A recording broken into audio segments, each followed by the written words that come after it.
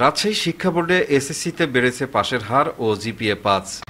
এবার ৮৯.২৬% শিক্ষার্থী পাশ করেছে, যা গত বছর ছিল ৮৭.৮৯%। এ বোর্ডে এবার জিপিএ ৫ পেয়েছে ২৮,০৭৪ শিক্ষার্থী, যা গত বছর ছিল ২৬,৮৭৭ জন। প্রতিবারের মতো এবারও পাস ও জিপিএ ৫ প্রাপ্তদের দিক থেকে ছেলেদের চেয়ে এগিয়ে মেয়েরা। এবার মেয়েরা পাশের হার ৯১.৯০%, আর ছেলেরা পাশ করেছে ৮৬.৭৮%। এছাড়াও জিপিএ ৫ পেয়েছে ১৫,৪৯৫ ছাত্রী, আর জিপিএ ৫ পেয়েছে ১২,৫৭৯ জন ছাত্র। রাজশাহী শিক্ষা বোর্ডে এবার পরীক্ষার্থী ছিল ২,৮৫৩ জন শিক্ষার্থী। পরীক্ষায় অংশ নেন ১,৯৮,৯২৯ জন।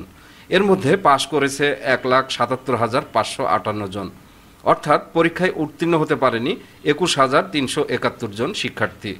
এবার ২,৬৮৫ স্কুলের মধ্যে শতভাগ পাশ করেছে ২৮৯টি স্কুল, যা গত বছর ছিল ১৭৮টি স্কুল। এছাড়াও এবার ২টি স্কুল থেকে কেউ পাশ করেনি, যা গত বছর ছিল ১টি। সেলিম উদ্দিন, ডেস্ক রিপোর্ট, নবরূপ টিভি।